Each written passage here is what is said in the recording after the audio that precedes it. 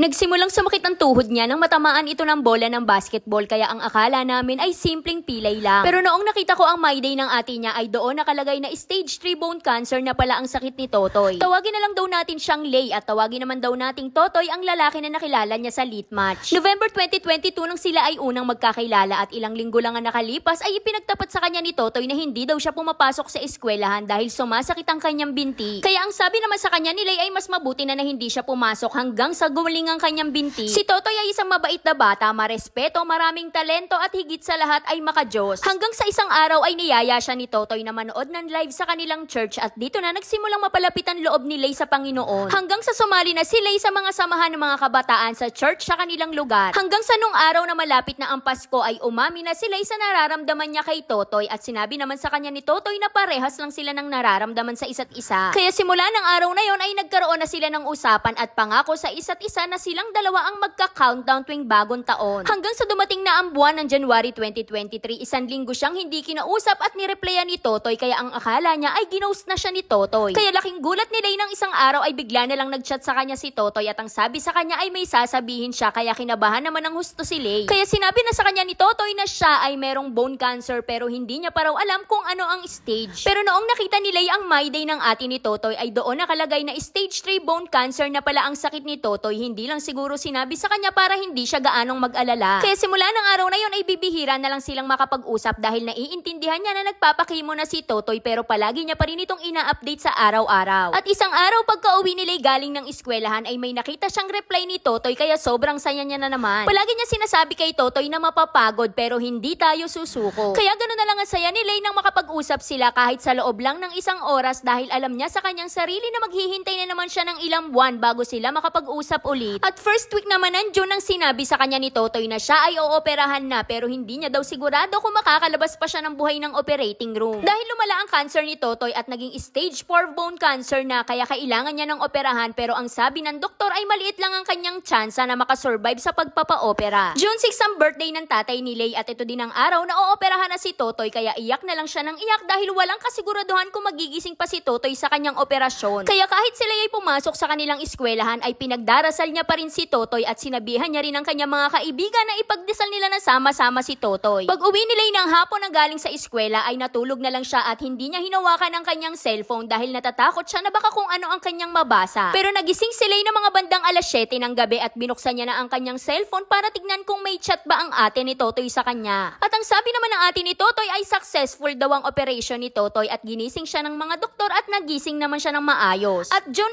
8 naman na mag-chat ulit si Totoy kay Lay at ikinuwento niya kay Lay kung ano ang mga pangyayari sa araw ng kanyang operasyon. Pero hindi gaano nagtagal ang kanilang pag-uusap dahil nagpaalam agad sa kanya si Totoy na magpapahinga muna siya dahil kaka-opera niya pa lang. June 20 naman ang makauwi na si Totoy sa kanilang probinsya nang galing sa ospital pero hindi agad siya natulog dahil hinintay niya mag-alas 12 ng gabi para mabati niya si Lay sa kanyang kaarawan. Kaya buo na ang kaarawan ni Lay dahil nakapag-usap ulit sila ni Totoy at ang sabi sa kanya ni Totoy ay sulitin na natin ang araw na to dahil baka mawala na naman ulit ako. Kaya sinaway niya si Totoy sa kanyang mga sinabi dahil kinabahan ng husto si Lay. Kaya ang sagot naman sa kanya ni Totoy ay sulitin lang natin dahil may gamutan pa rin akong parating ikaw naman. At habang nag-uusap sila sa cellphone ay tinugtugan siya ni Totoy gamit ang isang gitara kaya manghang-mangha naman sila sa mga talento ni Totoy. Ilang linggo lang ang nakalipas ay palaging sinasabi sa kanya ni Totoy na palagi na lang masakit ang kanyang dibdib at hindi naman daw alam ng doktor kung ano ang pinanggagalingan ng dahilan ng sakit. July 30 nang makapag-usap ulit sila sa cellphone ni Totoy at nagpaalam na sa kanya ng mga bandang alauna ng madaling araw dahil baka mahirapan daw siyang magising ng umaga. Yun na ang huling araw na nakapag-usap sila dahil makalipas noon ay hindi na siya muling nakatanggap ng text at tawag na galing kay Totoy. Hanggang sa dumating ang araw ng August 22 nang magulat na lang si Lay nang makita niya ang my day ng isa sa kaibigan ni Totoy. Kaya dito na nalaman ni Lay na si Totoy ay pumanaw na noong araw ng August 22 ng mga bandang alauna ng hapon. Kaya wala nang ibang nagawa si Lay kundi tanungin na lang ang kaibigan ni Totoy kung ano ba talaga ang nangyari sa kanya. At ang sabi ng kaibigan ni Totoy ay umabot na pala sa baga ang cancer ni Totoy bago pa siya naoperahan. Bigla na lang nakaramdam ng galit si Lay sa mundo pero bigla niya namang naalala ang palaging sinasabi sa kanya ni Totoy kapag siya ay nahihirapan na may plano ang Diyos para sa akin at ang Panginoon na ang bahala. August 23 na maiburol na si Totoy at habang ka-video call niya ang kaibigan ni Totoy ay sinabihan niya ito na iharap ang kamera sa kabaong ni Totoy at may sasabihin lang siya. Kaya dito niya na sinabi ang lahat ng gusto niyang sabihin kay Totoy at dito na rin siya nagpaalam kay Totoy sa huling pagkakataon. August 26 naman ang araw ng libing ni Totoy at ka-video call niya ulit ang kaibigan ni Totoy at nakita niya na binasbasa na si Totoy na para bang sobrang bigat ng pakiramdam at binabangungot siya sa katotohanan na wala na talaga siya. Hindi na po natupad ang pangako namin sa isa't isa na magka-countdown kami ngayong bagong taon at sa mga susunod pa. Paalam na sa'yo, Totoy ko, sana sa susunod na pagtatagpo natin ay maging tama na ang oras at panahon para sa atin dalawa. At kahit ganito ang nangyari sa atin ay laking pasasalamat ko pa rin sa Panginoon dahil nakilala kita at minahal kita ng sobra-sobra. At habang nabubuhay ako ay nandito ka palagi sa puso ko hanggang sa muli. Ikaw at ikaw pa rin ang palagi kong pipiliin kahit sa mga susunod nating habang buhay. Kaya hanggang dito na lang, Ate Charis. At dahil hindi naman humihingi ng payo ang ating letter sender, ang masasabi ko lang siguro pinagtagpo kayong dalawa para kahit papano kayo ay sumaya, hindi nga lang hanggang dulo. Pero naging bahagi pa rin kayo ng isa't isa, lalo na nung mga panahon na may sakit siya, naging sandalang kanya. At ngayon naman na wala na siya, ay alam kong pinapahalagahan mo yung mga salitang galing sa kanya, lalo na nung mga panahon na nahihirapan siya. Kaya yung mga salitang galing sa kanya ang higit na magpapatatag sa'yo at lalong maglalapit sa'yo sa Panginoon. Dahil minsan may mga taong ibinibigay talaga sa atin ng Panginoon para makilala at mahalin pero hindi para makasama. Kaya para sa mga gustong sumulat at mag-share ng kanilang istorya, dito lang po yan sa ating Facebook page na Saycarp. Huwag kalimutan mag-follow para updated ka everyday. Kaya yun lang. Like and share para alam mo kung bakit ang sarap ng ulam namin. Bye-bye!